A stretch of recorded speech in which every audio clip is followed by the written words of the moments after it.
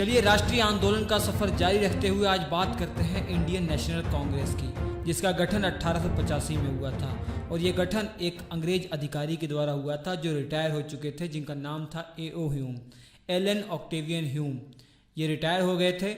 इन्हीं के द्वारा 1885 में इंडियन नेशनल कांग्रेस का गठन हुआ था। और उस समय भारत के वायसराय थे लॉर्ड डफरिन। लॉर्ड डफरिन के ही टाइम पीरियड पर इंडियन नेशनल कांग्रेस का गठन हुआ था। ये 28 दिसंबर की बात है। 28 दिसंबर 1885 में बम्बई में सब इकट्ठा होते हैं, 72 लोग इकट्ठा होते हैं। यहीं पर पहला अधिवेशन होता है इंडियन नेशनल कांग्रेस का। और ये स्कूल था गोकुल दास तेजपाल संस्कृत कॉलेज। यहीं पर अधिवेशन होता है और अध्यक्षता करते हैं WC बैनर्जी, व्योमेश चंद्र बैनर्जी। ये तो थी बेसिक जानकारी जो इंडियन नेशनल कांग्रेस की है। आपको पता है कि इससे पहले जितने भी पॉलिटिकल ऑर्गेनाइजेशन थे सब रीजनल लेवल पर थे, आप पढ़ चुके हैं। ये पहला ऐसा पॉलिटिकल ऑर्गेनाइजेशन था जो नेशनल लेवल पर स्थापित किया गया था। और उस समय इंडियंस भी चाहते थे नेशनल लेवल पर कोई ऐसा पॉलिटिकल ऑर्गेनाइजेशन गठित हो, और अंग्रेज भी चाहते थे कि इस प्रकार का एक नेशनल लेवल पर ऑर्गेनाइजेशन गठित हो। इंडियंस क्यों चाहते थे? इंडियंस इसलिए चाहते थे क्योंकि आपने देखा कि रीजनल लेवल पर जो जैसे बंगाल में ज़मींदार एसोसिएशन, बंग भाषा प्रकाशक सभा, बंगाल ब्रिटिश इंडिया सोसाइटी, वो बम्बई के अंदर पूना सार्वजनिक सभा, ऐसी बहुत सारी पॉलिटिकल ऑर्गेनाइजेशन तो थे, लेकिन रीजनल लेवल पर, लोकल लेवल पर, लोकल इशू को डील करते थे। इवन अब इतने निकम्मे ये हो गए थे, इतने निठल्ले हो गए थे कि ये छोटी छोटी बातों को देख रहे थे। गांव वाले इनके पास आते थे अपनी छोटी प्रॉब्लम को लेकर। कोई कहता है कि पड़ोस का भैंस गाय मेरे खेतों में चला गया है और वो मेरा चारा खाता जा रहा है, भगा रहा हूँ, भाग नहीं रहा है। कोई दूसरी कुछ छोटी प्रॉब्लम लेकर आ गया, कहता है कि सुबह से कल सुबह से मेरा भेड़ बकरी जो है वो गायब हो गया है, पता नहीं कहाँ चला गया है, मुझे समझ में नहीं आ रहा, इसको ढूंढ कर दो। तो मतलब कहने का भाव ये है कि छोटे छोटे इशू को लेकर इनके पास आ रहे थे और नेशनल इशू की बात ही नहीं कोई करने वाला था।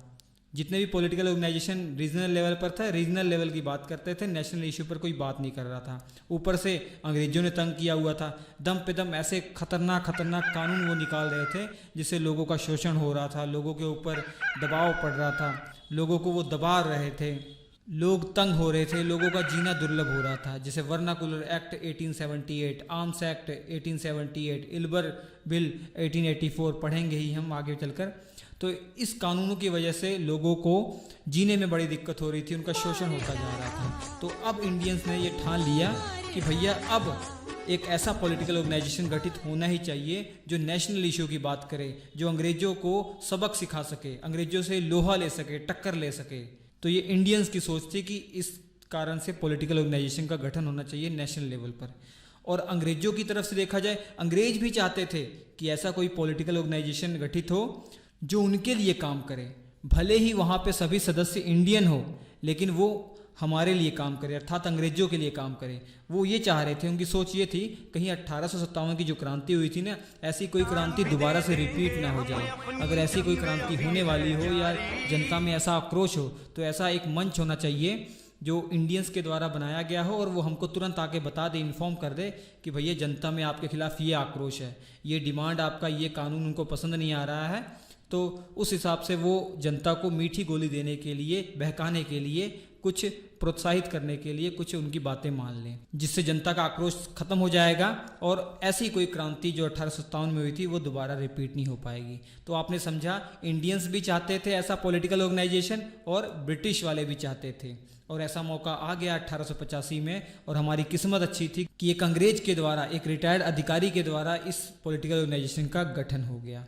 अब A.O. ह्यूम ने हमारे इंडियन नेशनल कांग्रेस का गठन किया है, तो इतना तो बनता है कि A.O. ह्यूम के बारे में कुछ जानकारी ली जाए।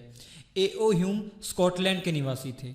ये ब्रिटेन में ही पड़ता है, आज ब्रिटेन का ही पार्ट है स्कॉटलैंड। यहाँ के निवासी थे और यहाँ से ये ICS पेपर पास करके इंडिया में आए थे। और इंडिया के अंदर इटावा एक जगह है, आप जानते हैं, यूपी में, वहाँ पर इन्होंने ज़्यादातर अपनी सेवाएँ दी हैं।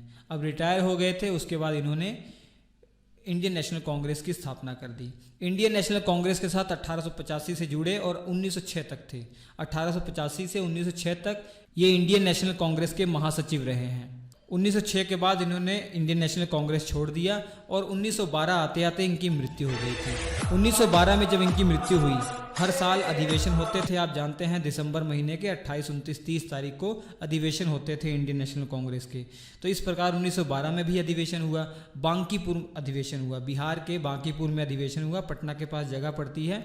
यहाँ पर इस अधिवेशन में प्रस्ताव पारित किया गया और जो A.O. ह्यूम थे इनको कांग्रेस का पिता घोषित किया गया। पापा याद बहुत तुम आते हो। इस बांकीपुर अधिवेशन की अध्यक्षता R.N. मुधोलकर के द्वारा हुई थी। वो आगे हमको पढ़ना ही है, अभी इसके बाद हमारा सफ़र वही शुरू होगा कि कांग्रेस के अधिवेशन 1885 से 1947 तक। तो A.O. ह्यूम कांग्रेस के पिता घोषित कर दिए गए, बहुत महत्वपूर्ण है। अभी तक आपके दिमाग में क्लियर हो गया कि इंडियन नेशनल कांग्रेस की स्थापना कब हुई, किसके द्वारा हुई और क्यों ज़रूरत थी कि इसको स्थापित करना पड़ा। अब इसकी स्थापना को लेकर, रियल में इसकी स्थापना क्यों की गई, उस बात को लेकर मतभेद हैं। दो थ्योरी है यहाँ पर, एक सेफ्टी वाल्व थ्योरी और दूसरा तड़ित चालक सिद्धांत। मतलब यहाँ पर लाला लाजपत राय जैसे बड़े बड़े नेताओं का कहना था कि इंडियन नेशनल कांग्रेस की जो स्थापना है अंग्रेजों ने अपने लिए की है, इंडियन नेशनल कांग्रेस का यूज़ किया है उसने। लेकिन गोपाल कृष्ण गोखले जैसे बड़े बड़े नेताओं का ये कहना था कि नहीं, हमने उनका यूज़ किया है, A.O. ह्यूम का यूज़ करके हमने इंडियन नेशनल कांग्रेस की स्थापना करवा ली है और जो आगे चलकर हमें देश की आज़ादी तक पहुंचाएगा। तो ये दो थ्योरी आपको पढ़ना है। पहला है सेफ्टी वाल्व थ्योरी, पहला सेफ्टी वाल्व थ्योरी, और ये दी गई थी हमारे लाला लाजपत राय जी के द्वारा। सबसे पहले लाला लाजपत राय जी के द्वारा ये सेफ्टी वाल्व थ्योरी दी गई थी। इसमें इन्होंने ये बताया कि जो इंडियन नेशनल कांग्रेस है ना, ये लॉर्ड डफरिन के दिमाग की उपज है, लॉर्ड डफरिन के दिमाग की उपज है। ये लॉर्ड डफरिन की ही सोच है कि एक ऐसा पॉलिटिकल ऑर्गेनाइजेशन गठित करवाया जाए जिसमें सारे इंडियन होंगे और वो हमको सेफ रखेगा। जैसे एक कुकर को एक जो वाल्व होता है और जो सीटी होती है वो सेफ रखती है।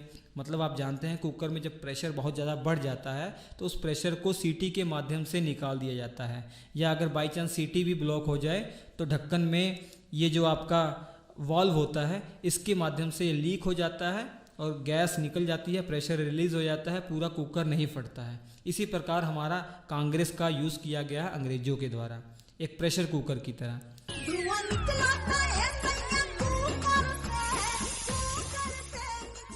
जैसे सीटी और जो सेफ्टी वाल्व होता है ये प्रेशर रिलीज करने का काम आता है कुकर के, वैसे ही कांग्रेस का प्रयोग इन्होंने किया है कि 1857 की क्रांति जैसे हुई थी ना, ऐसी कोई क्रांति अगर होने वाली हो, लोगों में आक्रोश उत्पन्न हो रहा हो, तो उनको कांग्रेस के मंच से तुरंत पता लग जाएगा और वो तुरंत उस प्रेशर को रिलीज़ करने के लिए जो डिमांड है इंडियंस की, जो जिसके प्रति आक्रोश है, जिस बात को लेकर, वो बात वो मान लेंगे, तो इंडियंस जो है वो ठंडे हो जाएंगे। तो ऐसी कोई क्रांति नहीं आ पाएगी, तो बहुत वर्षों तक हम रूल कर पाएंगे। तो ये लाला लाजपत राय जी का कहना है।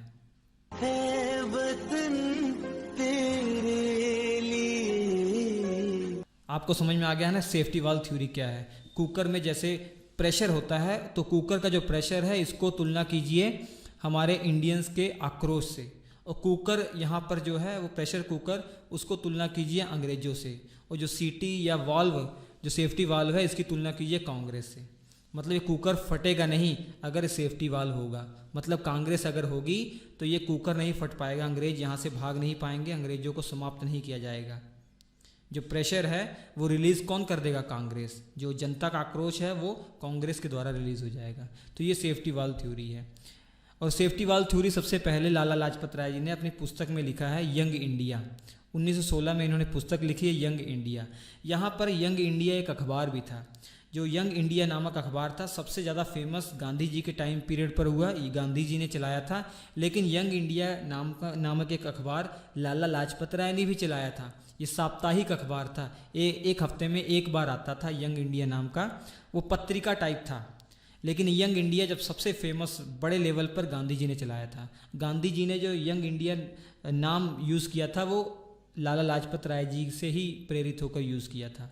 तो जितने भी प्रश्न आए हुए हैं कि यंग इंडिया अखबार किसके द्वारा चलाया गया, तो ऑप्शन में लाला लाजपत राय आते ही नहीं है। जितना भी एग्ज़ाम में प्रश्न हुआ है आप उठाकर देख लीजिए, उसमें गांधी जी का ही नाम होता है, तो नोट कर लीजिएगा।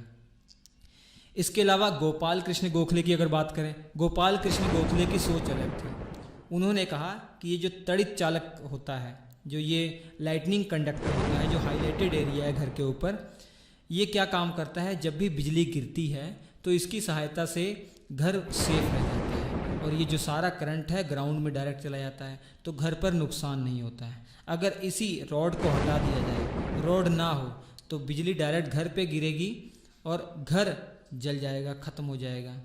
और यही तड़ित चालक की तरह यूज़ हमने किया है किसको? A.O. ह्यूम को। A.O. ह्यूम का हमने इस्तेमाल तड़ित चालक के रूप में किया है। जैसे अगर A.O. ह्यूम ना होते तो डायरेक्ट बिजली हमारे ऊपर गिरती।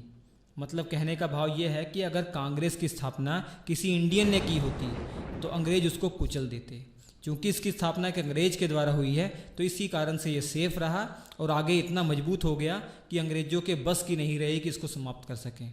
इतना देश में पूरा प्रसिद्ध हो गया कि अंग्रेज़ों के बस का नहीं है अब इसको समाप्त करना। तो ये बात कहना गलत है कि अंग्रेज़ों ने हमारा इस्तेमाल किया। भले उन्होंने हमारा इस्तेमाल करने के लिए सोच के ये बनाया हो इंडियन नेशनल कांग्रेस को, लेकिन हमने वास्तव में उनका इस्तेमाल किया है। तो सबसे ज़्यादा सटीक थ्योरी मानी जाती है तड़ित चालक सिद्धांत। तो आज के इस वीडियो में आपने क्या पढ़ा? इंडियन नेशनल कांग्रेस की स्थापना कब हुई, किसके द्वारा हुई, किसके टाइम पीरियड पर हुई, क्यों ज़रूरत थी ऐसे नेशनल लेवल के ऑर्गेनाइजेशन की इंडियंस के प्रोस्पेक्टिव से और अंग्रेज़ों के प्रोस्पेक्टिव से, और हकीकत में इसकी स्थापना क्यों हुई है, इसके प्रति दो जो सिद्धांत है, सेफ्टी वाल थ्योरी, तड़ित चालक सिद्धांत, वो आपने समझ लिया। अब अगले लेक्चर से आप 1885 से 1947 तक जितने भी अधिवेशन हुए हैं उनको क्रम वाइज डिटेल में हम पढ़ेंगे, ऐसे ही एनिमेटेड वीडियो से। तो हमारे साथ बने रहने के लिए सब्सक्राइब कर लीजिए, अच्छा लगा लाइक कर दीजिए।